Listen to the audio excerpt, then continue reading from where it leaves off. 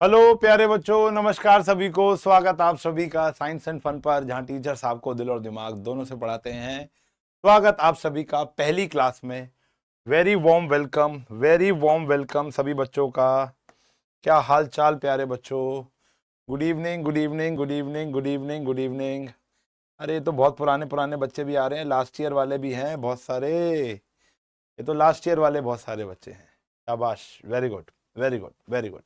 तो फाइनली हम लोग 11 से क्लास 12 के अंदर आ चुके हैं और इस साल की अकाउंटेंसी तो भैया बवाल है और कैलकुलेटर अलाउड है। ठीक है ना, बात करेंगे कैलकुलेटर पे भी फिर कभी, लेकिन अभी फिलहाल हाँ जी, लास्ट ईयर की क्लास ओवर पावर्ड। यस, हाँ जी, मेरा नाम याद रखना। अभी अभी अपने बता रहा था 11th क्लास की ना, थोड़ी सी लेट इसलिए हो गया। वो पता है ना तुम्हें, 11th की अकाउंट्स का पहला चैप्टर एबीसी ऑफ अकाउंट्स, पहला topic why we are learning this subject, इससे पहले पढ़ा रहा था अभी। तो वहां वही बता रहा था कि रिप्लेसेस मेमोरी। मुझे अपनी वाइफ का फोन नंबर याद नहीं है, तो भाई नाम तो बहुत दूर की बात है। हाँ जी, हाँ, मीटअप पे अपनी फ्लूट लेकर आ सकता हूँ, बिल्कुल आ सकते हो, क्यों ला सकते हो। चलो जी, तो 11th की अकाउंटेंसी पढ़ने के बाद अब हम एक नए पड़ाव पर जा रहे हैं, वो है क्लास 12th की अकाउंटेंसी। क्लास 12th की अकाउंटेंसी जो है बेटा, क्लास 12th की जो अकाउंटेंसी है, उसको पढ़ने से पहले मैं आपको बताऊं कि क्लास 11th के अंदर, क्लास 11th के अंदर हम लोगों ने सोल प्रोप्राइटर की अकाउंटेंसी पढ़ी थी। सोल प्रोप्राइटर, ठीक है ना। सोल प्रोप्राइटर की हमने ये बात पढ़ी थी। और अब पहले देखो, सोल प्रोप्राइटर के बारे में हमने क्या पढ़ा था, वो पूरा का पूरा अकाउंटिंग प्रोसेस पढ़ा था कि identification of business transaction, recording it into money terms, ये पढ़ा था। फिर उसके बाद हमने उसको रिकॉर्ड करना सीखा था, कन्वर्ट करने के बाद फिर हमने उसको क्लासिफाई किया था, फिर हमने उसको समराइज यानी फाइनल अकाउंट्स बनाए थे। ऐसे सब कुछ पढ़ा था। इंटरप्रिटेशन और एनालिसिस वाला जो काम था वो लास्ट ईयर हम नहीं सीख पाए थे। लेकिन एक सोल प्रोप्राइटर के जीवन में journal, ledger, books of accounts, वो सारी की सारी जो बनती थी हमारी किताबें, उसके बाद ट्रायल बैलेंस जो बनाते थे, फिर फाइनल अकाउंट्स में आ जाते थे, वो सीखा। और बहुत सारी स्टेटमेंट्स बनाना भी सीखी आप लोगों ने। जैसे आप लोग सीखे थे बैंक रिकंसाइलेशन स्टेटमेंट बनाना, आप रेक्टिफिकेशन ऑफ एरर करना सीखे थे, different types of complex accounting यानी डेप्रिसिएशन आप लोगों ने सीखा था। इस साल क्या है सर? इस साल हमारे पास ये तीन मेजर चीजें हैं बेटा। सबसे पहले तो इस साल आपको पार्टनरशिप के बारे में ज्ञान होना चाहिए। हमें यहां पर पार्टनरशिप की पूरी डिटेल पढ़ाई पढ़नी है कि ऐसा धंधा, एक ऐसा बिजनेस जिसके अंदर एक पार्टनर ना हो, मतलब एक मालिक ना हो। सोल का मतलब है एक, सोल का मतलब क्या है? एक। ये तो क्लास 11th में था, लेकिन अब क्लास 12th के अंदर, क्लास 12th के अंदर हमें ये तीन चीजें पढ़नी है बेटा कि एक ऐसा धंधा जहां पर एक से ज्यादा मालिक हो, पार्टनरशिप। फिर एक आता है कंपनी, कंपनी अकाउंट्स।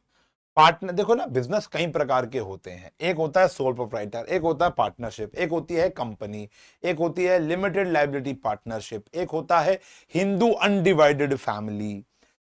अलग अलग not for profit organization, NPOs, NGOs, ठीक है ना। बहुत अलग अलग प्रकार के बिजनेसेस होते हैं। तो हमने सोल प्रोप्राइटर के बिजनेस की अकाउंटिंग कैसे करती है, हमने वो सीख लिया। आज आप चाहो तो आप नौकरी करना शुरू कर सकते हो या बिजनेस करना शुरू कर सकते हो सोल प्रोप्राइटर का, और उसकी अकाउंटिंग आप इजीली मैनेज कर लोगे। लेकिन शर्त ये होनी चाहिए, वो मालिक एक होना चाहिए। लेकिन अगर मालिक मल्टीपल हो जाएंगे तो पार्टनरशिप, कंपनी जो कि हमारी रजिस्ट्रार ऑफ कंपनी में जाके लिस्टेड होती है, ये पढ़ना है। और लास्ट में हमने एनालिसिस पढ़नी है। लास्ट में हमें क्या पढ़ना है बेटा? एनालिसिस यानी डिसीजन मेकिंग। हमने क्या पढ़ना है? एनालिसिस। अब जो एनालिसिस वाला पार्ट है, जो हमने लास्ट ईयर नहीं पढ़ा था, यहां पर ये किताब है। तो there are 3 books, this is part number 1, this is part number 2 and this is part number 3। 3 किताबें हैं बेटा हमारे पास इस साल। ये किताब लगभग लगभग 35 से लेकर 40 नंबर की किताब है, जिसके अंदर 6 चैप्टर्स है। ये किताब में 2 चैप्टर्स हैं और मान के चलो अगर ये 35 की है तो 25 की ये आएगी, ये 40 की है तो 20 की ये आएगी, और 20 मार्क्स की ये वाली किताब होती है। इसको करने के लिए 3 से लेकर 3.5 महीने लगते हैं। इसको करने के लिए 1.5 से लेकर 2 महीने, कभी कभी 2.5 महीने भी लग जाते हैं, क्योंकि यहां पर पहला चैप्टर होता है शेयर मार्केट। अब मैं वहां भावनाओं में बह जाता हूं, क्योंकि मैं एक शेयर इन्वेस्टर हूं और डेली मैं बाजार के बारे में बात करता हूं, देखता हूं। डेली तो खैर नहीं देख पाता हूं, लेकिन हाँ हफ्ते में 2-4 बारी चार्ट्स देख ही लेता हूं। न्यूज मुझे पता होती है कि कौन सा शेयर आ रहा है, कौन सा नहीं आ रहा, और मुझे ऐसा लगता है कि आप में से भी कई सारे बच्चे इसके बारे में जानकारी रखते होंगे या जानने के लिए बड़े इच्छुक होते हैं, यार हाउ शेयर मार्केट वर्क्स, ठीक है ना, कैसे काम करते हैं। ऑल्दो मैं शेयर पे पैसे लगाना नहीं सिखाता हूं, लेकिन ये सब मार्केट और ये जो हमारा क्या कहते हैं आईपीओज होते हैं, ये सब कैसे ऑपरेट करते हैं, क्या सारी चीजें होती हैं, इसके ऊपर हम बात करते हैं। तो पहले 4-5 दिन तो ना भावनाओं में बहकर हम लोग काम कर रहे होते हैं, थ्योरी अलग लेवल पे चली जाती है, जिससे हमारे मार्क्स से कोई लेना देना नहीं होता, लेकिन फिर भी बड़े जरूरी होते हैं। बच्चे मजे से सुनते हैं, उसको मजे से इंप्लीमेंट करते हैं जीवन के अंदर। और फिर आती है बेटा हमारी एनालिसिस की किताब, जो कि काफी इंपॉर्टेंट किताब होती है। ये बताती है कि हमें कैसे डिसीजन, और जब शेयर मार्केट के अंदर कोई बच्चा पैसा लगाता है, कोई बंदा पैसा लगाता है, तो यहां पर ऐसे 2 चैप्टर हैं जो आपकी मदद करते हैं शेयर मार्केट में पैसा लगाने के लिए। बात वो नहीं है, बात वो है कि हमें क्लास 12 की अकाउंटेंसी के अंदर ये 3 पड़ाव पार करने हैं। अब एक किताब नहीं है, 3 किताब है। मैं यहां पर पढ़ाने वाला हूं आपको टीएस गरेवाल से, टीएस गरेवाल से। अब आपके पास मान ले हो सकता है घर के अंदर डीके गोयल हो या वासन या कोई और ऑथर की किताब हो। एनसीईआरटी तो फॉलो कोई करता नहीं है, तो आपको इसको किताब को अगर खरीद सकते हो इजीली तो खरीद लेना, नहीं खरीदते तो कोई बात नहीं, कोई आपकी जरूरी नहीं है। मैं यहां पर जो क्लास पीपीटीज देता हूं, तो इसके अंदर या तो मैं उनकी फोटोज लेकर आता हूं या टाइप करके लेकर आता हूं, तो वो आपके लिए सफिशिएंट होंगी। बाकी प्रैक्टिस आप डीके गोयल से भी कर सकते हो। क्लियर है जी, इस प्रकार का काम हो गया। यहां पर बात आ गई दूसरी सबसे इंपॉर्टेंट बात, हम कहां से शुरू कर रहे हैं, ये बड़ा इंपॉर्टेंट है। कई स्कूल्स के अंदर एनालिसिस पोर्शन से शुरू करा देते हैं।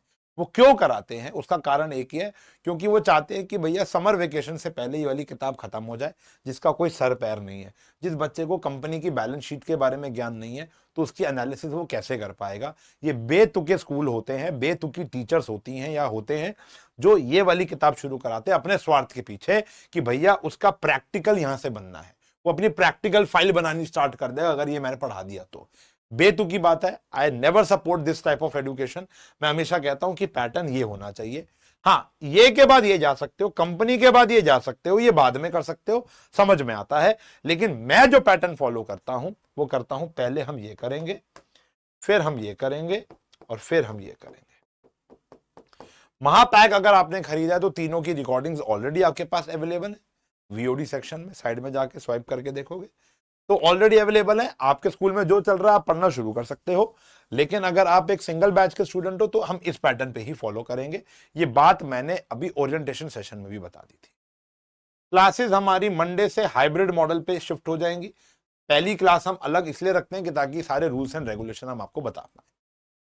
अभी तो स्टार्टिंग में सब थ्योरी चलेगा। अकाउंटेंसी के अंदर एज सच उतने डाउट्स क्रिएट नहीं होते जितने हमारे मैथमेटिक्स में होते हैं। ये भी आप फील कर पाओगे, और लास्ट ईयर भी हम लोगों ने ऐसा फील किया था, ठीक है ना। और दोनों को पढ़ाने और पढ़ने का तरीका ही एकदम अलग है। तो यहां पर हाइब्रिड मॉडल में तो ऐसे सब्जेक्ट जहां पर देश दुनिया की बातें हो रही हैं, तो हाइब्रिड में तो पढ़ने में और मजा आता है। जैसे लास्ट ईयर भी बहुत सारे बच्चों ने पढ़ा। ऑफलाइन के बच्चे कुछ बातें कर रहे हैं, कुछ किस्से शेयर कर रहे हैं, कुछ हंसी मजाक कर रहे हैं रिलेटेड टू टॉपिक, वो ऑफलाइन वाले बच्चे भी सुन रहे हैं और ऑनलाइन वाले ऑफलाइन का सुन रहे हैं। तो वो एक बहुत अच्छा सा एक एनवायरनमेंट क्रिएट होता है। अभी इससे पहले जो मैंने पढ़ाया था why we are learning accountancy, जो 11th का सबसे पहला पड़ाव होता है बेचारों का, तो वो बड़ी ड्राई सी क्लास गई, क्योंकि मैंने कैमरे के आगे बोला, ठीक है ना। वो तो मैं थोड़ा सा क्रिएटिव हूं, हंसमुख हूं, तो मैं थोड़े बहुत हंसने वाले एलिमेंट ऐड ऑन कर देता हूं। अब जैसे ये वाली जो क्लास है, अगर आप पेड बैच के साथ लेते तो एक्सपीरियंस थोड़ा नेक्स्ट लेवल होता, जो कि आपको कल से पता चलेगा, ठीक है ना। तो फ्रॉम मंडे ऑनवर्ड्स आपकी क्लास MWF होगी। शेड्यूल लग गया होगा या लगने वाला होगा। MWF 5:15 बजे, MWF 6:15 बजे, 6:15 बजे, MWF 6:15 बजे हमारी ये क्लास हुआ करेगी, क्लास 12th क्लास 12th की अकाउंटेंसी की। ठीक है जी, शुरू करें, शुरू करें। हाँ जी, हाँ जी, शुरू करें, शुरू करें, शुरू करें, शुरू करें, शुरू करें। कैलकुलेटर की बात तब करेंगे जब हम कैलकुलेशन पर आएंगे, अभी नहीं कर रहे ना, हम थ्योरी पढ़ रहे हैं। और जो भी आपके डाउट हैं कि सर ये खत्म कब होगा, यानी आपने ओरिएंटेशन सेशन नहीं लिया है, आप ओरिएंटेशन क्लास जरूर ले लें बेटा। हाँ जी, सही है बेटा, ओके, डन है जी। चलें जी, स्टार्ट कर रहे हैं जी, बहुत प्यारी तरीके से हम स्टार्ट करेंगे। चैप्टर का नाम है, देखो हम पार्टनरशिप पढ़ने वाले हैं ना। पार्टनरशिप के अंदर ये 6 चैप्टर्स आएंगे। पहला आएगा फंडामेंटल्स, यानी बेसिक्स ऑफ पार्टनरशिप। इसके अंदर बच्चों को सबसे बड़ा चैप्टर है, पहले बताऊं, मतलब अच्छे लेवल का चैप्टर, बहुत अच्छे अच्छे क्वेश्चन है, समय लगता है पढ़ने में, मान के चलो 20-22 दिन इसी में खर्च हो जाएंगे हमारे। तो फंडामेंटल के अंदर सारे बेसिक चीजें जो एक पार्टनरशिप के अंदर होती हैं वो आपको पढ़ाई जाएंगी। फिर आता है इसके अंदर गुडविल नाम का एक चैप्टर। ये क्या होता है, ये शब्द तो हमें पता है लेकिन पूरा चैप्टर है यहां पर। फिर आता है change in profit sharing ratio, change in profit, PSR। ये पूरे चैप्टर की लिस्ट आपके पास होगी ऑलरेडी।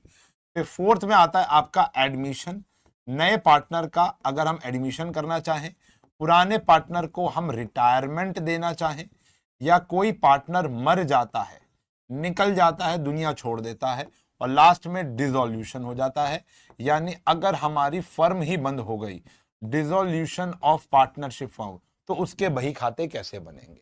हमें यहां पर अकाउंटेंट पॉइंट ऑफ व्यू से ज्यादा सोचना है, ऑब्वियस सी बात है, बिजनेस पॉइंट ऑफ व्यू से सोचना है। ये बात तो हम 11th स्टैंडर्ड में समझ के आ चुके हैं कि मालिकों के पॉइंट ऑफ व्यू से नहीं सोचते, बिजनेस के पॉइंट ऑफ व्यू से सोचते हैं। तो ये 6 चैप्टर हमको आने वाले 3 से लेकर 3.5 महीने लग जाएंगे ये 6 चैप्टर्स को पढ़ने में, पहले आपको बता रहा हूं। तो आज से हम शुरू कर रहे हैं हमारा पहला chapter, which is fundamental of partnership, या पार्टनरशिप का फंडामेंटल्स। ठीक है ना। अब अगर मैं आपसे पूछूं कि बेटा व्हाट इज पार्टनरशिप, अगर मैं आपसे पूछूं कि बेटा आप मुझे बताओ what is partnership, what are the features of partnership, आप मुझे बताओ। आपके इर्द गिर्द अगर हमें एक पार्टनरशिप फर्म बनानी है तो क्या क्या मेन चीजें चाहिए होंगी पार्टनरशिप को बनाने के लिए। हाँ, डेथ अलग ले लो बेटा, एक ही बात है, उनके अकाउंट सेम ही होते हैं यार। चलो, एक बच्चा कह रहा है 2 और मोर पर्सन का रिश्ता होना चाहिए। Okay okay okay, partnership deed होनी चाहिए, यानी एग्रीमेंट होना चाहिए। ओके ठीक है, एग्रीमेंट हो गया। और कोई जवाब तो नहीं आ रहा। प्रॉफिट शेयरिंग होना चाहिए, प्रॉफिट शेयरिंग होना चाहिए, बहुत बढ़िया बहुत बढ़िया बहुत बढ़िया। और कुछ?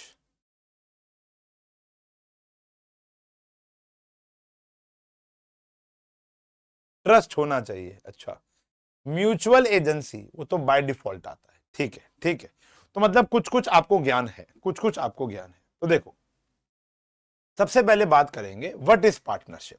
तो ये बात मैं नहीं कह रहा हूं, ये बात इंडियन पार्टनरशिप एक्ट 1932 कह रहा है, ये मैं नहीं कह रहा हूं। आज के बाद जो भी हम पढ़ाई करेंगे वो मेरी दिमागी उपज नहीं है, वो हम मेरे एग्जांपल्स मेरी दिमाग की उपज रहेंगे, लेकिन जो भी पढ़ाई हम पढ़ रहे हैं वो कानून के अंदर लिखा हुआ है बेटा। क्या लिखा है कि partnership is the relation between persons, relation between the person who have agreed, agree हो रखे हैं। एग्रीड का मतलब क्या है, उनके बीच में एक एग्रीमेंट है। अब एग्रीमेंट का मतलब क्या होता है, रिटर्न भी हो सकता है, ओरल भी हो सकता है, यानी वो एग्री हो गए हैं to share the profits of the business. एक कॉमन बिजनेस वो करेंगे और उसका प्रॉफिट जो आएगा वो बांटने को तैयार हो गए हैं। Business carried on by all or any of them acting for all. ठीक है, अब इसका मतलब क्या है, धीरे धीरे। तो यहां पर ना मेजरली अगर हम बात करेंगे तो 2-4 फीचर निकल के आए हैं। जिन पर्सन को, जो person have entered into a partnership with one another individually are known as partner. अब जैसे एग्जांपल के तौर पर आप इस बंदे को जानते हो, मेरा फेवरेट है ये। हाँ जी, इस बंदे को तो जानते होगे ना। हाँ जी, ये है मिस्टर बीन, ये है मिस्टर बीन। और एक और बंदा मेरा बड़ा फेवरेट है मेरा फेवरेट बंदा है ये, वो है मिस्टर मस्क। ठीक है ना। तो अब इलन मस्क और मिस्टर बीन ने पार्टनरशिप के अंदर एंटर हो जाते हैं। Mister Bean and mister Musk partners बन जाते हैं किसके अंदर बेटा? टेस्ला कंपनी के अंदर। तो सबसे पहले जो हमारा फीचर आया, जो अभी आपने बताया, वो था 2 और मोर पर्संस का, 2 या 2 से ज्यादा पर्सन। ठीक है जी बेटा, फालतू में अभी फिलहाल कमेंट्स मत करो क्योंकि मैं पढ़ तो पाऊंगा नहीं ना, अभी समझा रहा हूं। 2 और मोर पर्संस, 2 या 2 से ज्यादा पर्संस हो गए। ठीक है जी, ये एग्रीड हुए हैं, यानी इनके बीच में कोई ना कोई एक एग्रीमेंट रहा होगा कि भैया हम ये धंधा करते हैं। धंधा मतलब एक कॉमन बिजनेस करेंगे, एक कॉमन धंधा करेंगे और जो भी प्रॉफिट आएगा उसको बांट लेंगे, यानी profit sharing ratio. Profit sharing होगा इनके बीच में, प्रॉफिट या लॉस जो भी होगा वो एक रेशियो इनके बीच में आएगा कि जो भी धंधा आएगा। और अब ये जो लास्ट लाइन लिखी है, कैरीड ऑन बाय ऑल, यहां क्या लिखा है बेटा? Carried on by all or any of them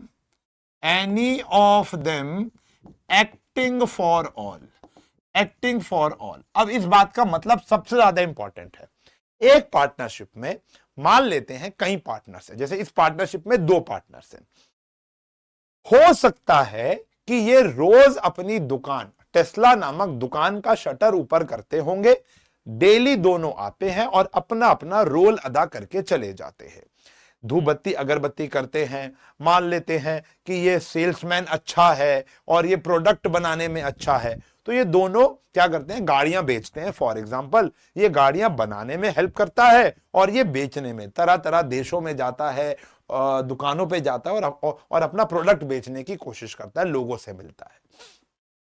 तो ये दोनों के दोनों जो पार्टनर हो गए, ये एक्टिव पार्टनर हो गए। कौन से पार्टनर हो गए? एक्टिव पार्टनर, क्योंकि एक्टिवली पार्टिसिपेट कर रहे हैं धंधे के अंदर। लेकिन कभी कभी ऐसा हो सकता है कि भैया ये कहता है कि भैया मैं सारा काम खुद कर लूंगा। मिस्टर बीन भाई साहब, आप इतने फेमस आदमी हो, आप बस मुझे अपने बिजनेस में नाम दे दो। अच्छा, या नाम ना दे दो, आप मुझे सिर्फ पैसा लगा दो। आप पैसा लगा दो, भैया मैं तो गरीब हूं, दुनिया का सबसे गरीब आदमी हूं, आप सबसे अमीर आदमी हो, आपके पास तो पैसा ही पैसा है, आपकी तो गाड़ी इतनी प्यारी है, तो आप क्या करो, मेरे टेस्ला बिजनेस में या हमारे टेस्ला बिजनेस में पैसा लगा दो, आप घूमो, आप करो कॉमेडी, आप बनाओ कार्टून शोज, हमें लेना देना नहीं है, लेकिन आप क्या करो, कभी कभी आ जाए करो और मैं एक्टिवली पार्ट करूंगा, मैं एक्टिवली पार्ट नहीं करूंगा। तो ये एक्टिव पार्टनर हो जाएगा। इसको बोलते हैं हम डोरमेंट पार्टनर। क्या बोलते हैं? एक पार्टनर होता है एक्टिव, अभी हम पढ़ेंगे आगे जाकर, और एक होता है डोरमेंट। डोरमेंट का मतलब क्या होता है बेटा? स्लीपिंग, यानी ये एक्टिवली पार्टिसिपेट नहीं करेगा। तो इस लाइन का मतलब क्या है कि या तो बिजनेस सारे के सारे पार्टनर अपना अपना रोल अदा करते हुए चला रहे हो, या ऐसा भी हो सकता है कि कुछ पार्टनर्स एक्टिवली पार्टिसिपेट कर रहे हो और कुछ पार्टनर सो रहे हो। प्रॉफिट का हिस्सा उनको भी मिलेगा, कॉमन बिजनेस वो भी कर रहे हैं आपके साथ, लेकिन वो रोज दुकान के गल्ले में बैठने नहीं आएंगे, वो फोन पे आपके साथ क्या करेंगे? बातें करेंगे, आपको हल्की हल्की राय देते रहेंगे, आप उनसे एडवाइस पूछते रहोगे, लेकिन एक्टिव नहीं है, डोरमेंट है, स्लीपिंग पार्टनर है। ठीक है बेटा, ठीक है ना? जब जरूरत पड़ेगी तब बुला लो, जैसे वो स्लीपर सेल होते हैं ना, स्लीपर सेल, जब जब हमला कराना उनको जगा लो, सिंपल सी बात है। तो यहां पर भी स्लीपिंग पार्टनर, ये दोनों इंडिविजुअली पार्टनर्स कहलाएंगे और टेस्ला जो होगी वो पार्टनरशिप फर्म कहलाएगी। ये सारे फीचर्स को आज हमें इंडिविजुअली अच्छे से पढ़ना है। आओ, तो पार्टनरशिप के अंदर जो पहला फीचर आता है वो आता है बेटा 2 और मोर पर्सन्स। कह रहे हैं there must be at least 2% to form a partnership and not more than 50। लो भैया, 1 नंबर का क्वेश्चन तुम्हारा तैयार हो गया। 50 से ऊपर पार्टनर्स नहीं हो सकते and all such partners are competent. Competent मतलब योग्य, वो योग्य होने चाहिए हमारा पार्टनर बनने के लिए। अब ये योग्यता जो है, कैपेबिलिटी जो है या कंपिटेंसी जो है, वो कैसे पता चलेगी? कॉम्पिटेंट टू मेक कॉन्ट्रैक्ट, यानी वो कॉन्ट्रैक्ट में आने के लिए कॉम्पिटेंट होने चाहिए। आओ बात करते हैं। एक चीज होती है प्यारे बच्चों, जब तक मैं पढ़ा रहा हूं सुनते रहो। इंडियन कॉन्ट्रैक्ट एक्ट, डाउट लेंगे 2 मिनट रुक जाओ बेटा। कॉन्ट्रैक्ट एक्ट, इंडियन कॉन्ट्रैक्ट के अनुसार आप ऐसे ही किसी बंदे के साथ या बंदी के साथ कॉन्ट्रैक्ट में नहीं आ सकते हो। सरकार इन 3 लोगों से कॉन्ट्रैक्ट बनाने के लिए मना कर देती है। अगर भूल चूक से आपने बना भी लिया ना तो वो वॉइड है। वॉइड मतलब अमान्य है, उसकी कोई मान्यता ही नहीं है। तो कह रहे आप मिनिमम 2 पार्टनर्स, मैक्सिमम 50 हो सकते हो, लेकिन आपके पार्टनर्स ये लोग नहीं होने चाहिए। ये लोग हो गए तो सरकार मानेगी नहीं कि वो आपका पार्टनर है। पहला, पर्सन ऑफ अनसाउंड माइंड, यानी पागल आदमी, जो अनसाउंडेड, जो सही और गलत का डिसीजन नहीं ले पा रहा, समझते हो ना, जिसकी उम्र ज्यादा है और मेंटल हेल्थ उसकी कमजोर है। होते हैं ना पागल, जैसे वो कोई मिल गया मैं भी देखने जाऊंगा माँ, बॉर्नवीटा पीऊंगा माँ, वो होता है ना, फिर वो आता है उसका हाथ रखता है, फिर वो की डोले शोले, ठीक है ना। तो अनसाउंड माइंड वाला बंदा ना आपका पार्टनर नहीं बन सकता। अब वो अनसाउंड माइंड नहीं है जिसको मैं पागल पागल कह रहा हूं, जैसे हम क्लास में कहते हैं पागल है पागल है पागल है पागल, वो नहीं, जिसको सरकार ने कह दिया, जिसको डॉक्टरों ने कह दिया, वो जो पेपर पर आ चुका है कि भैया ये अनसाउंड माइंडेड पर्सन है, इसके साथ कॉन्ट्रैक्ट मत बना। बात समझ में आ गई? बात समझ में आ गई? इनके साथ कॉन्ट्रैक्ट बनाओगे तो वो वॉइड है। वॉइड मतलब VOID, वॉइड का मतलब है अमान्य है, वो पार्टनर माना ही नहीं जाएगा, तो बनाना ही नहीं है उसको पार्टनर। ठीक है जी, बात समझ में आ गई? दूसरा होता है person disqualified by any law. हमारे इंडियन लॉ के अनुसार कोई पर्सन डिस्क्वालिफाइड हो चुका है, जैसे क्रिमिनल, जैसे क्रिमिनल। अब किसी लॉरेंस बिश्नोई के साथ जाकर आप कॉन्ट्रैक्ट नहीं बना सकते। मैं कह रहा हूं भले ही कितना अच्छा आदमी हो, सरकार मना कर रही है, मैं क्या कर सकता हूं? मैं उसकी फीलिंग समझ पा रहा हूं, मैं उसके पाथ को समझ पा रहा हूं, कोई समझ पा रहा है कोई नहीं समझ पा रहा, फॉर एग्जाम्पल की बात कर रहे हैं, लेकिन सरकार ने मना कर दिया भैया ये पर्सन डिस्क्वालिफाइड बाय लॉ है, इसके ऊपर क्रिमिनल एक्ट लगा हुआ है। नीरव मोदी, विजय माल्या, दाऊद इब्राहिम, छोटा शकील, छोटा छतरी, समझ रहे हो ना। तो ऐसे ऐसे जो लोग होते हैं, इनके साथ जो क्रिमिनल एक्ट में होते हैं या जिनके ऊपर कोई GST का केस चल रहा होता है, अभी आपको नहीं पता, फॉर एग्जांपल जब मैं किसी पार्टनर के पास जाऊंगा कि भैया धंधा कर लेते हैं, तो मुझे तफ्तीश तो करनी पड़ेगी ना। तो मान लो मैं उसकी पुलिस वेरिफिकेशन कराता हूं और वहां जाके पता चलता है भैया इसको तो 11 मुल्कों की पुलिस ढूंढ रही है, तो इसको थोड़ा पार्टनर बना लूंगा मैं अपना, आप खुद ही नहीं बनाओगे। और अगर जाने अनजाने में आपने बना लिया तो वो वॉइड है, अमान्य है। ठीक है जी। तीसरा आता है माइनर। माइनर कौन होता है? हाँ जी यार, अब देखो यार, आराध्या वर्मा, यार मैं समझ नहीं पाता। देखो आप 12th के बच्चे हो ना, अब बोलोगे सर सर डांटते हैं, मैं बड़े अच्छे मूड में आता हूं। अब बच्चे क्या क्या कह रहे हैं, अब बच्चे क्या कह रहे हैं कि सर मुझसे ना न्यूमेरिकल सॉल्व नहीं होते। अरे बेटा जो पढ़ा रहा हूं वो तो पढ़ लो, यूट्यूब मत बनाओ बेटा इसको, प्लीज रिक्वेस्ट है, बड़े प्यार मोहब्बत से, संडे का दिन है, निक्कर पहन के पढ़ा रहा हूं, अच्छी अच्छी हवा लग रही है, तो कोई टेंशन नहीं है। लेकिन क्या होता है कि बेटा फिर हमारा भी ना एक वो होता है, मेंटल बर्स्ट हो जाता है, फिर हम आपके ऊपर भड़केंगे, आप बोलोगे क्या ही पैसे दे दिए, ये हो गया फलाना हो गया, मेरी बात तो सुनी नहीं जा रही। तो बात सुनने का एक मौका तो होना चाहिए ना।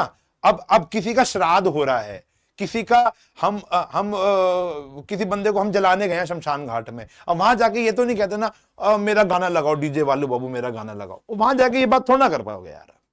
माहौल देखना चाहिए ना कि क्या हो रहा है क्या नहीं हो रहा। अभी ये बात चल रही है, आप कहां की बात कहां लेके जा रहे हो, तो समझो इतने टाइम वेस्ट हो रहा है, मेरी आधी बात निकल जाएगी, अच्छी बात ऊपर से निकल गई, फिर क्या फायदा होगा बेटा।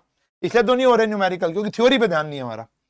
माइनर, माइनर कौन होते हैं भैया? जो 18 साल से छोटे होते हैं, ठीक है ना, जैसे आप लोग हो गए, तो इनके साथ कॉन्ट्रैक्ट नहीं बना सकते।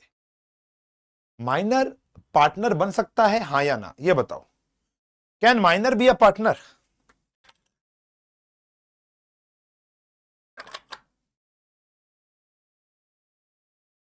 हम्म हम्म हम्म yes, minor can be a partner, can be a partner, but only with benefits, सिर्फ बेनिफिट्स में वो हमारा पार्टनर है। यानी अगर हमारी फर्म को लॉस हो जाता है, मान लेते हैं मैं और सुखविंदर कौर पार्टनर बन जाते हैं, जो नाम मेरे सामने आया मैंने देख लिया, मैं और सुखविंदर कौर एक पार्टनर बन जाते हैं। सुखविंदर कौर माइनर है, मैं मेजर हूं, पार्टनरशिप में आ गए और मान लेते हैं हमारी पार्टनरशिप फर्म को लॉस हो जाता है। मान लेते हैं हमारी पार्टनरशिप फर्म को लॉस हो जाता है, तो वो लॉस सिर्फ मैं बियर करूंगा, सुखविंदर बियर नहीं करेगी। तो मैं पार्टनर क्यों बना? अगर हमारे ऊपर कोई लीगल केस हो जाता है तो उसको भरपाई मुझे ही करनी है, कोर्ट के धक्के मैंने ही खाने हैं, जेल जूल मेरे को होगी, माइनर को नहीं होगी। तो अब बताओ ना, कौन ही पार्टनर बनाएगा माइनर को? मान लो एग्जाम में क्वेश्चन आता है, ऐसे कौन से दो लोग हैं जिनको पार्टनर नहीं बना सकते, तो आप ये दो आंसर लिखोगे। अगर पूछे ऐसे तीन लोग बताओ जिनको पार्टनर नहीं बना सकते, तो फिर ये लाइन ये लास्ट में आएगा, क्योंकि माइनर पार्टनर बन सकता है लेकिन बनाना नहीं चाहिए। क्यों? क्योंकि वो कौन है? क्योंकि वो कौन है? वो सिर्फ बेनिफिट का पार्टनर बनेगा, तो कोई फायदा थोड़ा ना बेनिफिट का पार्टनर बनाने के लिए। हाँ जी, बात समझ में आ गई। दूसरा आता है एग्रीमेंट। एक एग्रीमेंट होना बहुत जरूरी है। Partnership comes into existence by an agreement. या तो रिटर्न एग्रीमेंट हो या ओरल एग्रीमेंट हो, या तो लिखित में हो, ओरल। सरकार कहती है पार्टनरशिप डीड जिसको बोलते हैं, कह रहे जो रिटर्न एग्रीमेंट होता है उसको हम पार्टनरशिप डीड कहते हैं, ठीक है ना, जो वो डीड बन के आती है, अकाउंट एक कॉन्ट्रैक्ट बन के जो आ रहा है, ठीक है ना। Although it is not mandatory to have partnership deed, आप ओरली भी आपस में म्यूचुअल अंडरस्टैंडिंग से धंधा शुरू कर सकते हो। देखो, पार्टनरशिप डीड बनाने के लिए एक वकील चाहिए होगा, वकील पैसे लेगा, लेकिन आज मान लो आप मुझे और सुखविंदर कौर को एक एक चाय का ठेला बनाना है। चाय का बिजनेस छोटा मोटा तो बचा नहीं। आप दो चार एग्जाम्पल तो बड़े सेट हो ही चुके हैं ना, ठीक है ना। तो मेरे को और सुखविंदर को चाय का ठेला लगा, लेकिन सबकी शुरुआत एक छोटी सी चाय की दुकान से हुई होगी। मैंने और सुखविंदर ने सोचा कि मैंने कहा बहन ऐसा कर, तू चाय बना, मैं बेच के आऊंगा, मैं बांटूंगा, चाय चाय चाय चाय चाय ऐसे करेंगे। सुखविंदर कहती है ठीक है। अब यहां पर हमारा जो टोटल बिजनेस का जो सेटअप है वो 2-2.5 रुपए में शुरू हुआ है। पैसे ही नहीं है ना, 1,000 रुपए मैंने डाले, 1,500 रुपए उसने डाले, एक काउंटर खरीदा, एक स्टोव खरीदा, एक गैस का सिलेंडर लेकर आए छोटा सा, 2-4-5 के गिलास लेकर आए, आपके डिस्पोजल कप, चाय की केतली, पत्ती, चीनी, अदरक, हो गया, हो गया, ठीक है ना। यूएस चाय वाला उशांक और सुखविंदर, यूएस चाय वाले, देखो ना, यूएस चाय वाले फ्रॉम यूएस, ऐसे करके नाम रख दिया। लोग आने लग गए, लोग आने लग गए, आने लग गए, आने लग गए। भाई 2,500 में धंधा स्टार्ट हो रहा है, क्या मैं 5,000 वकील को दूंगा वो बनाने के लिए डीड? नहीं ना। तो सरकार कहती है कि डीड बनाना जरूरी नहीं है, आपस में म्यूचुअल एग्रीमेंट। जब तक सुखविंदर और मेरी बन रही है, जब तक हम दोनों में एकता है, जब तक हम दोनों में एक म्यूचुअल एग्रीमेंट बढ़िया से चल रहा है, तब तक कोई झगड़ा है ही नहीं। जब झगड़ा ही नहीं है तो काय का कॉन्ट्रैक्ट? मैं आपको बताता हूं, मैंने अपने जीवन में साइंस एंड फन के आने के बाद बहुत सारे कॉन्ट्रैक्ट्स बनाए। एक कॉन्ट्रैक्ट नहीं बनाया मैंने जीवन में, हर एक टीचर के साथ कॉन्ट्रैक्ट है मेरा, एनडीए वाली टीम के साथ मेरा कॉन्ट्रैक्ट है, सीयूईटी वाली टीम के साथ मेरा कॉन्ट्रैक्ट है, और बतेरे कॉन्ट्रैक्ट बनाए, कुछ तुम्हें पता है, कुछ तुम्हें पता भी नहीं है। लेकिन वो कॉन्ट्रैक्ट कहां रखे हैं ना, मुझे आज भी नहीं पता। ढूंढूंगा तो मिल जाएंगे, लेकिन उसकी कोई भी नीड नहीं पड़ी। आज से 3 साल हो गए, क्यों नहीं हुई ना, उसको मैंने कभी रिन्यू कराया। क्यों? क्योंकि मेरी आपस में वैसी बढ़िया चल रही है। तो एग्रीमेंट की नीड तो तब पड़ेगी ना जब कोई कलेश होगा, जब कोई झगड़ा होगा। तो एग्रीमेंट इंपॉर्टेंट है।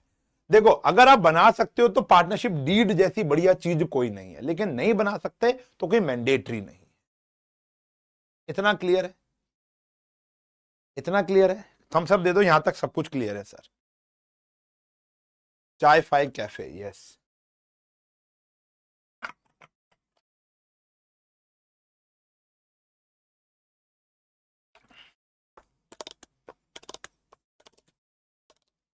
कमेंट हाइड क्यों किए हैं?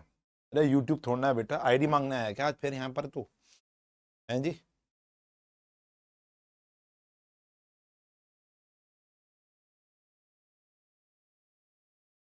सही जी। फिर आता है बिजनेस। बिजनेस ना लीगल होना चाहिए। क्या कह रहा है, क्या कह रहा है, देखो, a partnership is established for a business and it should be legal. ठीक है ना। तो ऐसा नहीं है कि हम यहां पर डकैती और स्मगलिंग करना शुरू करेंगे कि आओ सुखविंदर चलो उस बैंक को लूटते हैं, तो हम पार्टनर हो गए।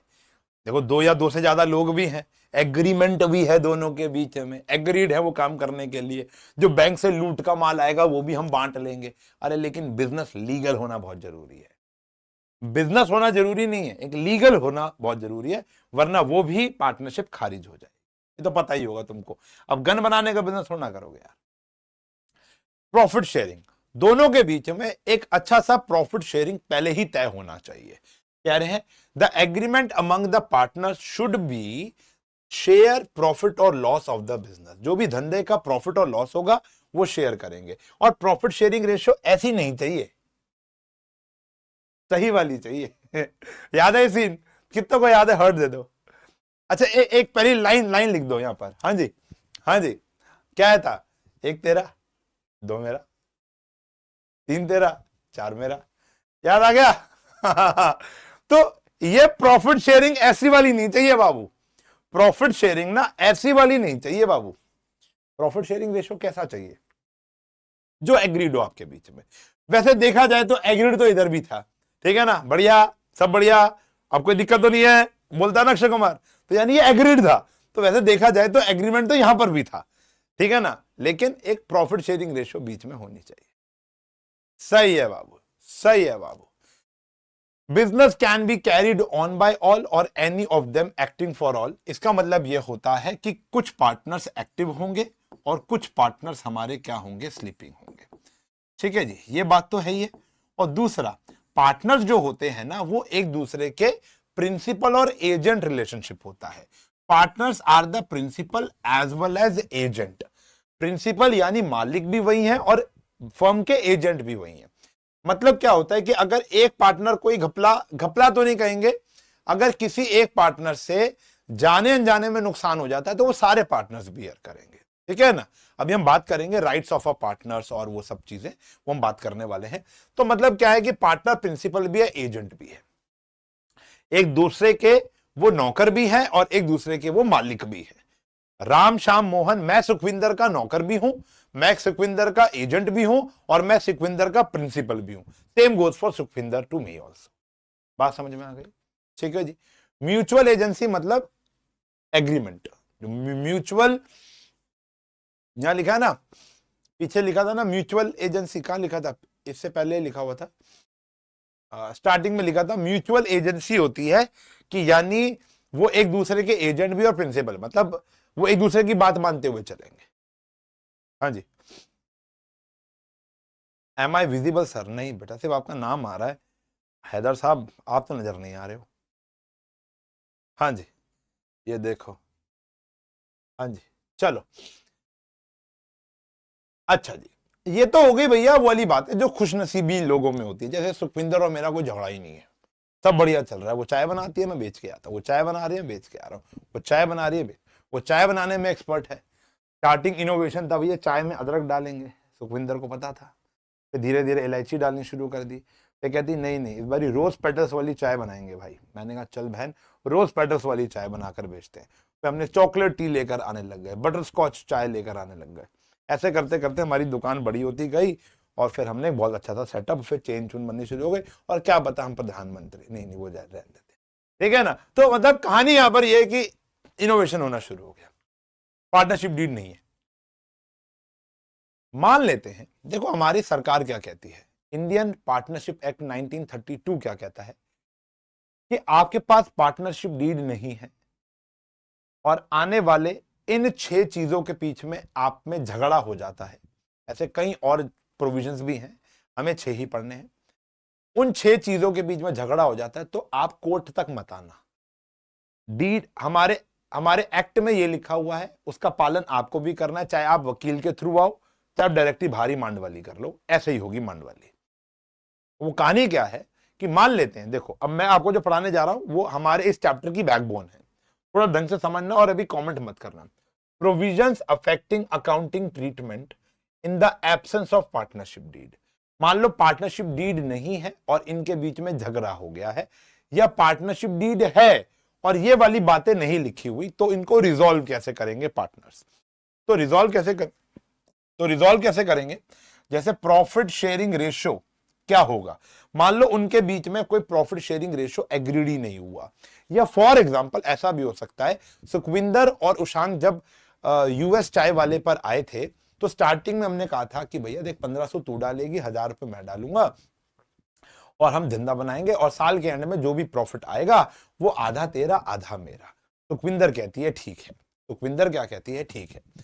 अब साल के एंड में ना प्रॉफिट आ गया अच्छा खासा, 10-12 हजार प्रॉफिट आ गया, तो मेरे मन में ना या सुखविंदर के मन में ही लालच आया कि देख यार सारा काम तो मैं ही कर रही हूं ना, मतलब अगर प्रोडक्ट जो बन रहा है वो मेरे कारण बन रहा है, चाय अच्छी बना रही हूं तभी तो इतनी सेल हो रही है हमारी, पहला इसका काम तो सिर्फ देने जाना ही है, दूसरा पैसा ज्यादा इन्वेस्ट भी मैंने ही कर रखा है। तो सुखविंदर कहती हूँ नहीं, बराबर बराबर नहीं होगा, अब मेरे को चाहिए 60%, 40% तेरा। मैंने कहा नहीं यार, हमारी तो बात हुई थी 1:1 में, आधा तेरा आधा मेरा, तू कह रही है 60-40, ऐसे कैसे हो गया? तो अब भैया यहां पर झगड़ा शुरू। तो सुखविंदर दीदी, अगर आपको 60% चाहिए था तो या तो हमारे बीच में म्यूचुअल एग्रीमेंट होना चाहिए था, पार्टनरशिप डीड, उसके अंदर मेंशन होना चाहिए था 60%। अब आपको 60% नहीं मिलेगा, अब आपको क्या मिलेगा? 1:1। ये कहता है कि अगर डीड नहीं है या डीड के अंदर आप प्रॉफिट शेयरिंग रेशियो लिखना भूल गए हो तो प्रॉफिट शेयरिंग रेशियो क्या होगी बेटा? इक्वली होगी by the partners by default. या जल्दी जल्दी में हम लोग पार्टनर हम यही डिसाइड करना भूल गए कि भैया आपका रेशो कितना होगा और मेरा रेशो कितना होगा, हम ये डिसाइड ही करना भूल गए। साल के एंड में जब पैसा देखा तो उसकी भी आंखें फट गई और मेरी भी आंखें फट गई, भाई मजा आ गया है, अब पैसा ले। वो कहते नहीं 60 मेरा, मैंने कहा नहीं भैया 60 मेरा होना चाहिए, धूप में धक्के तो मैं खा रहा हूं। तो भैया दोनों ही गलत हैं, इक्वल बटेगा, क्योंकि डीड ही नहीं है तुम्हारे पास। सरकार के पास भी लड़ते लड़ाते जाओगे वकीलों के थ्रू तो भी ये डिसीजन आएगा बेटा, इक्वल। ठीक है जी। फिर आता है इंटरेस्ट ऑन कैपिटल। सुखविंदर जी कहती है कि अच्छा ठीक है यार, ठीक है ओके चल, आधा तेरा आधा मेरा, पैसे तो ज्यादा मैंने लगाए हैं, उसी पे ब्याज दे दे। किसी भी पार्टनर को कोई इंटरेस्ट ऑन कैपिटल नहीं मिलेगा। इंटरेस्ट ऑन कैपिटल चाहिए, मिल जाएगा, डीड में लिखवा लो, आपस में एग्रीड हो जाओ। देखो ये बात हो रही है किसकी? कलेश की, झगड़ों की। मान लेते हैं सुखविंदर और मेरी ऐसी बन रखी है कि सुखविंदर प्यार से बोलती है कि भाई ऐसा करते हैं 60% मेरे को दे दे, 40 मेरे को। मैं कहा ठीक है बहन, बहुत बढ़िया यार, तेरी मेहनत है, तू ले जा। तो प्रॉब्लम ही नहीं है ना। तो ये तो एग्रीमेंट ही हो गया ना हमारे लिए, प्रॉब्लम ही नहीं है। प्रॉब्लम कहां है? जब हम झगड़ रहे हैं, झगड़ा कर रहे हैं कि भैया इंटरेस्ट ऑन कैपिटल होना चाहिए, तो नहीं है इंटरेस्ट ऑन कैपिटल। झगड़ा करोगे तो किसी को नहीं मिल रहा। मान लो अच्छा 5% तू ले ले, 5%, ठीक है ओके डन, ओके डन, ये कहानी है। तो हम बात कर रहे हैं एब्सेंस ऑफ उसकी, कि भैया अगर झगड़ा है तो एग्रीमेंट नहीं है कहीं। इंटरेस्ट ऑन ड्रॉइंग, किसी भी पार्टनर से कोई इंटरेस्ट ऑन ड्रॉइंग चार्ज नहीं किया जाएगा, ना इंटरेस्ट ऑन कैपिटल देंगे ना ड्रॉइंग पे ब्याज लेंगे।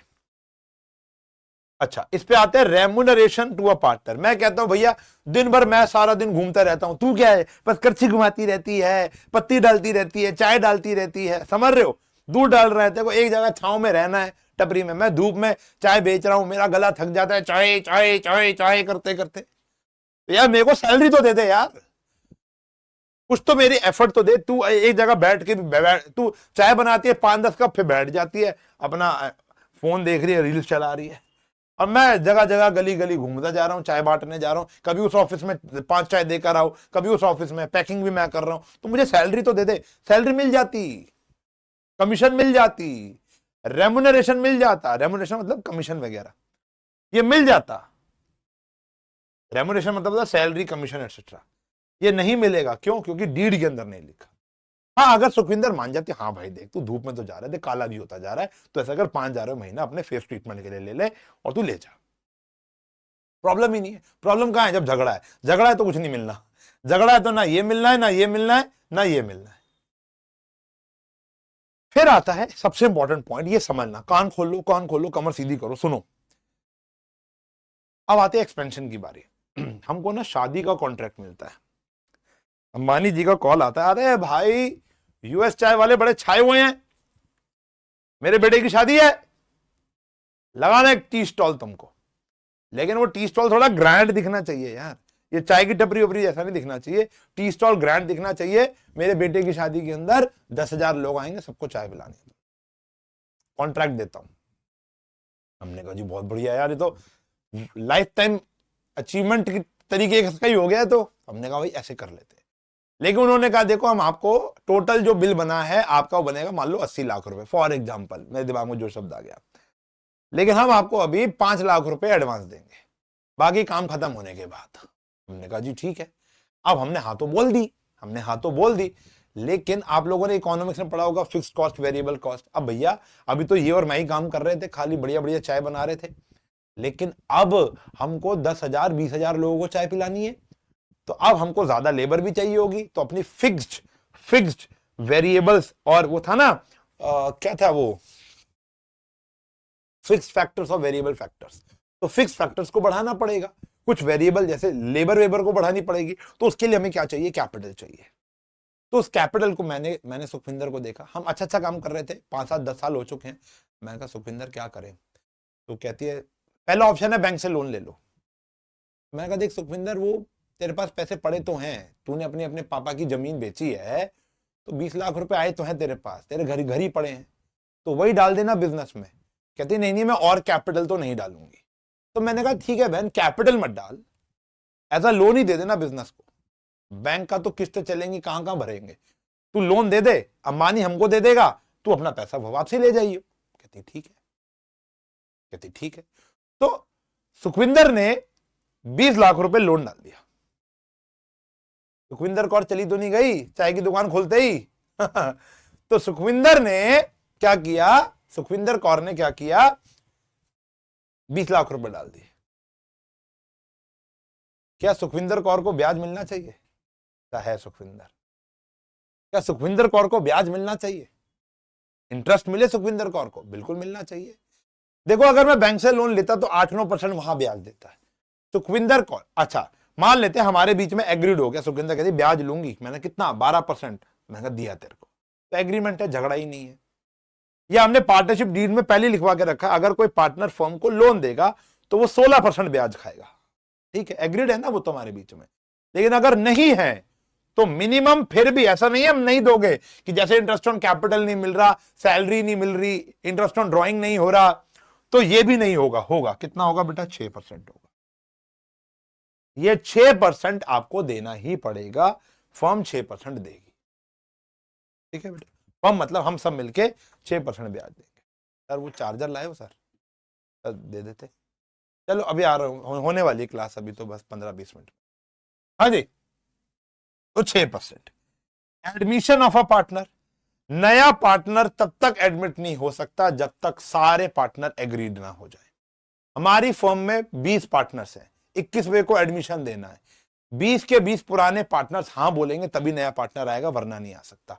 एक भी नाट जाएगा, एक भी बोलेगा नहीं भाई मुझे उसकी शक्ल पसंद नहीं है, उसको पार्टनर नहीं बनाना, तो नहीं बना सकते। सही है जी। यहां तक कोई डाउट हो तो भैया बात कर सकते हो। पार्टनर के थ्रू दिया हुआ लोन किस रेशियो में पे, रेशियो नहीं होता, 20 लाख का 20 लाख वापसी हो जाएगा, जो भी हमारे बीच में एग्रीड होगा 5-5 लाख का। ब्याज जो उसके ऊपर जाएगा ना साल का, वो जाएगा 6%, यानी 0.5% अ मंथ, 0.5% अ मंथ।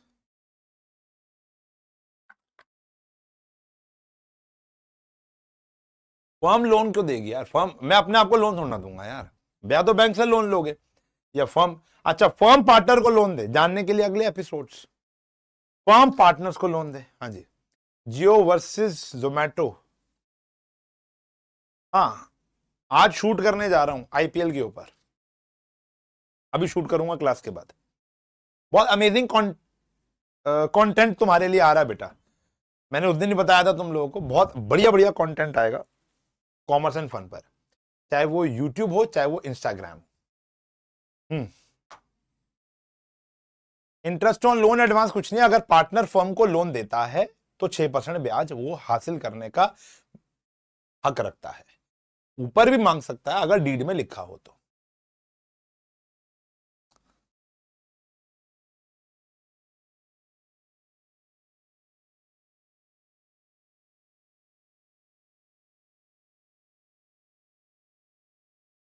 क्या क्या क्या क्या क्या, एक डाउट आया, एक डाउट आया।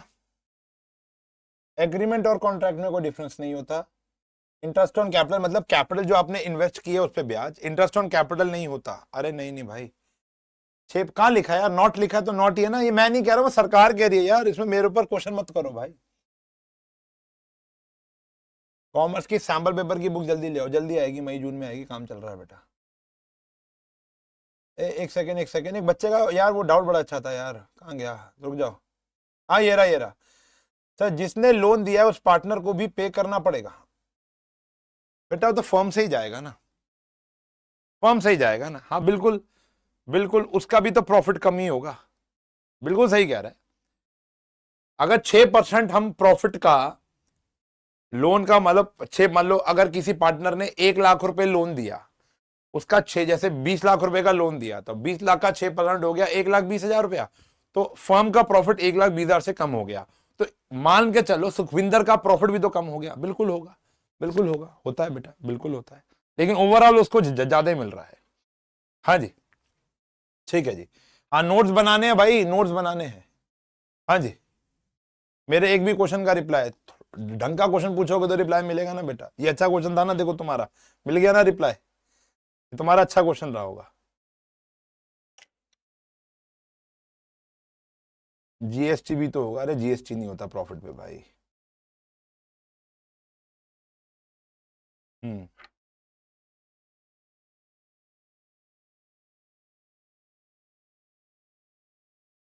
हाँ जी, जब मैं डाउट पूछने को कहता हूं तो बच्चे तो ऊट पटांग क्वेश्चन पूछने लग जाते हैं यार। भाई इस टॉपिक से रिलेटेड क्वेश्चन पूछोगे तो मजा आएगा यार। चलो ठीक है जी। अगर लॉस हुआ तो क्या होगा? हाँ अगर लॉस होगा तो भी ब्याज देना उसको, तो अगर लॉस होगा तो भी ब्याज देना है। ये देखो ना, it means interest is paid whether the firms earn profit और इनकर लॉस, ये देना ही देना है। अगर आप बैंक से लोन लोगे भाई, बैंक से अगर आप लोन लेते हो और फर्म को लॉस हो जाता है तो बैंक थोड़ा सुनेगा कि भाई तुम्हारे को लॉस हो रहा है, अरे वो तो उसको तो ब्याज तब भी जाएगा। या जिस प्रॉपर्टी में, जैसे अभी क्या होता है कि मार्च में ना बच्चे पढ़ने कहाँ आते हैं, ज्यादा बच्चे तो होता ही नहीं है मार्च में, तो हमारे कुछ हॉल्स ऐसे होते हैं जो 1.5 महीना नहीं खुलते, फेब्रुवरी एंड के बाद तो बच्चे इंडिविजुअली डाउट लेने आ रहे हैं, तो बड़ी बड़ी क्लासेस तो चल ही नहीं रही हैं, तो 1 महीना 1.25 महीना तो वो हॉल्स पे जाता ही नहीं है कोई। वहां पे बस ठीक है, हर 5-7 दिन बाद सफाई करने के लिए भैया चले जाते हैं, वो दीदी चली जाती हैं, लेकिन सफाई हो रही है, लेकिन हम वहां जा नहीं रहे, तो उसका रेंट तो मुझे तब भी पे करना ही है ना। मैं थोड़ा बोलूंगा भैया ये महीना तो ठंडा है, बच्चा तो आ नहीं रहा, तो मैं कैसे रेंट दे सकता हूँ, बिजली का मिनिमम बिल तो देना ही पड़ेगा ना, तो ये देना ही देना है, ये देना ही देना है इंटरेस्ट वाला। ठीक है जी, समझ में आ गई भाई। तो ये एग्रीमेंट यहां पर अगर नहीं है तो इन प्रोविजंस का ध्यान रखा जाएगा। ठीक है जी, फिर आते हैं कुछ राइट्स ऑफ अ पार्टनर है, ये समझ लो, आखिरी टॉपिक है राइट्स ऑफ अ पार्टनर का, ढंग से समझना। क्या कह रहे हैं? Every partner has a right to participate in the management of the business, ये तो पता ही है भाई। Every partner has a right to be consulted about the business matter, हर एक पार्टनर का ये राइट है कि उससे पूछा जाए कि भैया क्या ये फैसला ले ले या ना ले, चाहे वो एक्टिव हो चाहे वो स्लीपिंग हो। Every partner has a right to inspect the books and have a copy of it, वो बुक्स ऑफ अकाउंट्स को इंस्पेक्ट कर सकता है, बही खाते देख सकता है, और उसकी एक कॉपी भी अपने पास रख सकता है। After giving proper notice a partner can retire from the firm, proper notice देकर वो रिटायर हो सकता है। A partner has a right to take decision in the interest of the business, ये थोड़ा ढंग से समझते कि मान लेते हैं कि हम 3 पार्टनर हैं, मैं, सुखविंदर और अर्नव वर्मा। ठीक है जी, हाँ दिख गई बेटा चैट, अब तो समझ में आ गया ना तेरे को। मैं, सुखविंदर कौर और अर्नव वर्मा 3 पार्टनर हैं, मान लेते हैं, वही चाय का काम ही चल रहा है। मैं और सुखविंदर माता वैष्णो देवी गए घूमने के लिए, मत्था टेकने के लिए। अर्नव वर्मा अकेला बिजनेस चला रहा है, और एक कॉन्ट्रैक्ट उसके सामने आता है कि भैया ये एक डील आती है उसके सामने, उसने हमें कॉल करने की कोशिश की, लेकिन हम तो माता वैष्णो देवी मत्था टेक रहे थे, वहां सिग्नल नहीं आ रहा था, तो हमारी बात नहीं हो पा रही थी, और इसके ऊपर ये बात थी कि भैया फैसला लेना है तो अभी लेना है, वरना हम किसी और दुकान पे चले जाएंगे। तो अर्नव वर्मा क्या कहता है कि अपने अच्छे दिमाग से फर्म का हित सोचते हुए वो डिसीजन के लिए हां बोल देता है, और 3 महीने बाद हमें पता चलता है, जब हम उस कॉन्ट्रैक्ट को पूरा करते हैं या काम पूरा होता है, कि हमें तो भैया नुकसान हो गया इस काम में। वो बंदा ही हमारा पैसा लेके भाग गया, जिसको हमने एडवांस दिया वो पैसा लेके भाग गया। समझ रहे हो? फॉर एग्जाम्पल, तो इसका मतलब ये नहीं है कि सारे नुकसान की भरपाई अर्नव करेगा। इसका मतलब ये है कि हम तभी उस नुकसान को बियर करें, क्योंकि a partner has a right to take decision in the interest of the business, क्योंकि वो प्रिंसिपल भी है, मालिक भी है। उसने कोशिश भी की थी हमको कंसल्ट करने की, लेकिन वो नहीं हो पाया तो उसने डिसीजन ले लिया। अब वो डिसीजन सबके लिए मान्य होगा। कुछ पार्टनर की लाइबिलिटी भी होती है। अब ये बड़ी इंपॉर्टेंट बात है, ये समझना। If a partner carries on a business in competition with the firm, मान लेते हैं मैं, सुखविंदर और अर्नव एक डांस एकेडमी चलाते हैं। मैं सिखाता हूं भंगड़ा, सुखविंदर सालसा और अर्नव वर्मा बेली डांसिंग करता है। ठीक है जी, सही है ना? तो अर्नव वर्मा क्या कहते हैं, बेली डांसिंग करते हैं। तो हम तीनों एक डांस एकेडमी चलाते हैं, जो कि 2-2 बैचेस पर डे चल रहे हैं। ठीक है जी, चलो अब ये देखो यार, अपने ही चल रहे हैं, अपने ही चल रहे हैं, अपना ही कुछ ना कुछ चल रहा है तुम्हारा यार। तो ये तो यूट्यूब ही बना दिया तुमने। मैंने इससे पहले आज 5 बैचेस लिए हैं, 5 बैचेस। बड़े सिंसियरली पढ़ाई हो रही थी। 12th अकाउंट्स के बच्चे तो बड़े खराब निकले यार, मजा ही नहीं आ रहा। ठीक है ना, सुन ही नहीं रहे हैं। ऐसे तो फिर बेटा तुम्हारा एक्सपीरियंस खराब ही होगा, फिर तुम यही कमेंट करना कि हमारे तो पैसे बर्बाद हो गए। ऐसे तो कोई नहीं सुन रहा तुम्हारी। ठीक है ना? तो यहां पर क्या है कि हम तीनों बिजनेस चला रहे हैं। क्या है बिजनेस? बच्चों को डांस सिखाने का। तीनों के अपने अपने रोल्स हैं। मैंने क्या कर दिया, अपने घर के नीचे पार्किंग में भी बच्चों को भंगड़ा सिखाना स्टार्ट कर दिया। और वहां तो सिखा ही रहा हूं, लेकिन अपने घर के नीचे चोरी छुपे मैंने बिजनेस एक और शुरू कर दिया, बच्चों को भंगड़ा सिखाना स्टार्ट कर दिया। तो यहां से जो मैं पैसा बना रहा हूं ना, उस पर भी उन दोनों पार्टनर का हक है, क्योंकि मैं सेम कंपटीशन का बिजनेस दोबारा नहीं कर सकता।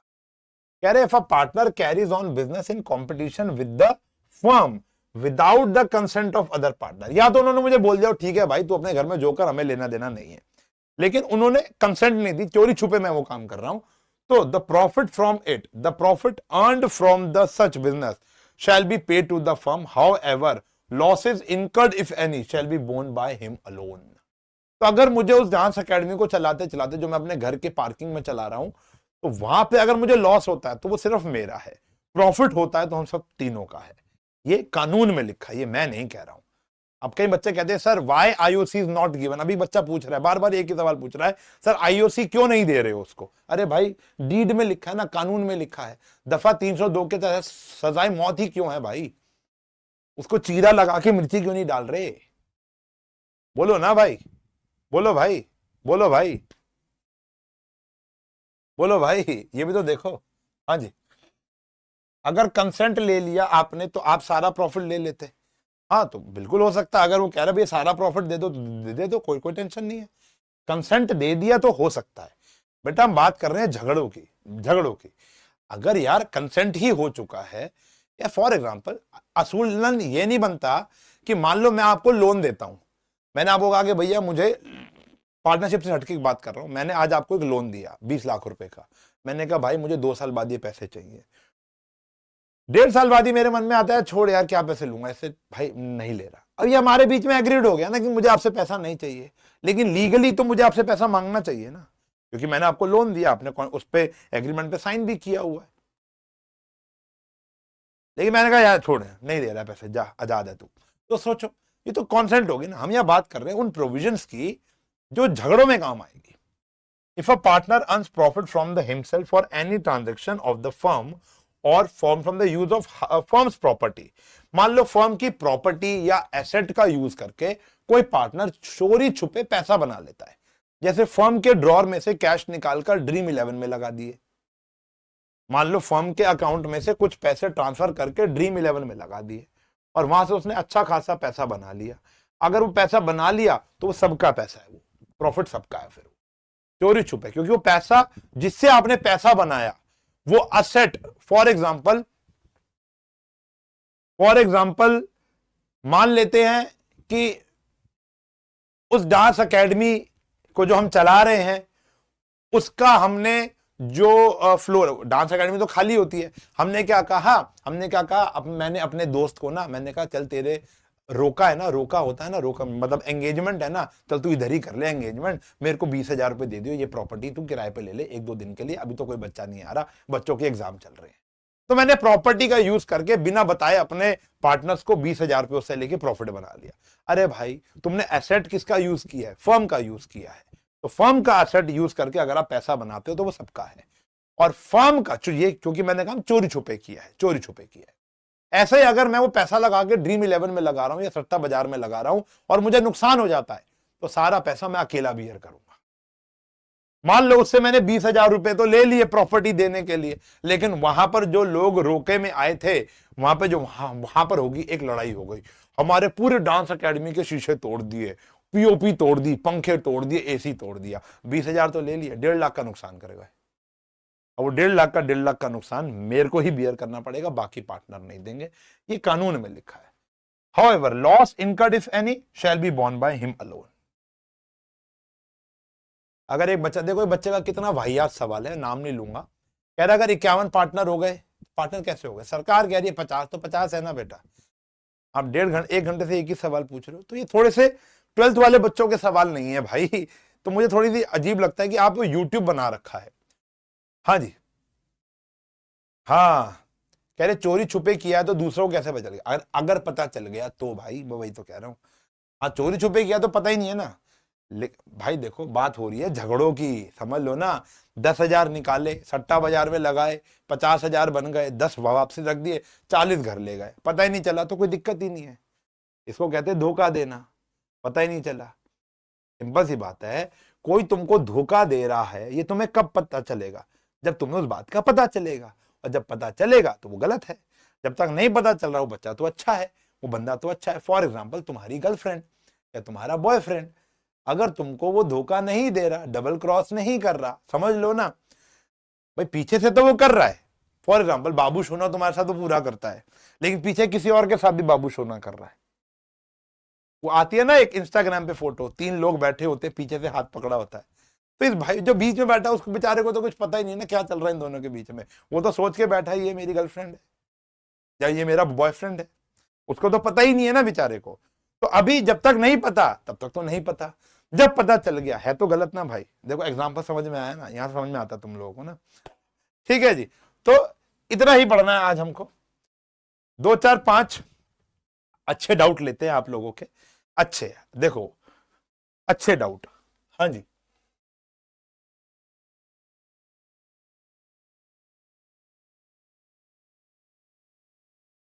Without consult partner can take decision for the interest of the business. हाँ जी, हाँ बिल्कुल विदाउट कंसल्ट भी कर सकते हैं, बिल्कुल कर सकते हैं, छोटे मोटे डिसीजन तो ले ही सकते हैं यार, कि चाय पत्ती किस दुकान से लानी है, बिल्कुल ले सकते हैं बेटा। ये ना पार्टनरशिप जो धंधा होता है ना, कोई भी चीज अगर हम किसी के साथ पार्टनरशिप में कर रहे हैं ना मेरे बेटा, तो वहां पर एक, अब जैसे हमारी किताबें आ रही है, मैंने आपको बताया ना मैथ्स की किताब तो आ चुकी है विनर सीरीज की, ऐसे ही आपकी कॉमर्स की किताबें आ रही है, 12th अकाउंटेंसी की आएगी, इको की आएगी, बीएसटी आएगी, मैं बड़ी मेहनत कर रहा हूं उनके ऊपर।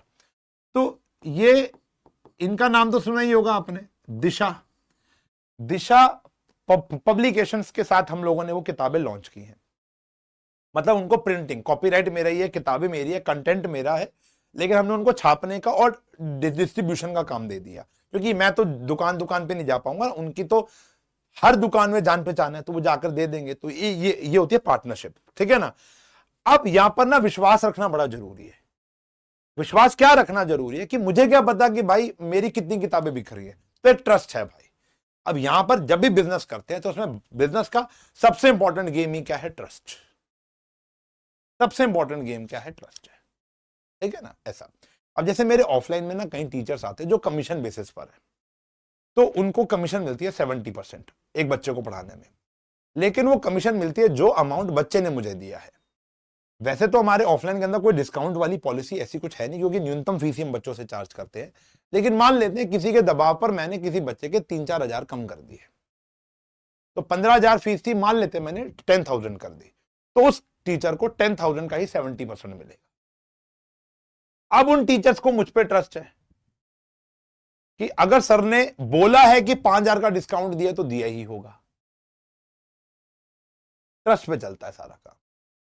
मुझे भी तो परमात्मा को चेहरा दिखाना है ना, लेकिन लोग धोखा करते हैं, धोखाधड़ी तो होती है, लेकिन अगर मैं ये सोच के कि हाय वो धोखा ना कर दे तो मैं तो घर से बाहर नहीं निकल सकता, मैं रोड पे नहीं चला सकता। ट्रस्ट पे तो दुनिया चल रही है ना बेटा।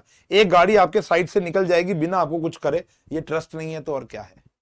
ठीक है ना। तो ये कहानी है, ये कहानी है। हाँ जी। अब इसमें ना आपको कुछ चीजें पढ़नी पड़ेंगी बेटा। हाँ जी। लॉस शेयर नहीं करता बेटा माइनर ना। पार्टनर की लायबिलिटी आज पढ़ाया ही नहीं बेटा, इसके बारे में कुछ हमने। होमवर्क कुछ नहीं है बेटा सिवाय इन सब चीजों को याद करने के। कैलकुलेटर के बारे में बाद में बताएंगे। आईओसी सबसे पहले कैलकुलेट होती है, बताया नहीं बेटा अभी तो मैंने। आप हम वही बात करते हैं जो फ्यूचर में होने वाली है ना। हाँ जी। पार्टनर की एज लिमिट, अरे कोई एज लिमिट, 90 साल के लोग पार्टनर बने पड़े हैं यार, क्या बात कर रहे हो। ठीक है सर। हाँ जी। आर्टिकल ऑफ पार्टनरशिप, मैं वही कह रहा हूं ना, हमारे वो डाउट्स हैं जो अभी हमने पढ़ाई नहीं करी। हमने तो सिर्फ फीचर्स ऑफ पार्टनरशिप के बारे में जाना है कि पार्टनरशिप के क्या क्या फीचर्स होते हैं। अब आपको टीएस गरेवाल के स्टार्टिंग के कुछ पेजेस पढ़ने पड़ेंगे और उस पढ़कर आपको कुछ डाउट्स आएंगे। मेजॉरिटी बच्चों को डाउट नहीं आते जिनकी इंग्लिश स्ट्रांग है, क्योंकि हमने सारी की सारी बातें यहां पर की हैं। कुछ बच्चों को हो सकता है एक डाउट आए, तो आप कल की क्लास में, जो कल हमारी क्लास होने वाली है 6:15 बजे, के अंदर आप कंसीडर कर सकते हो।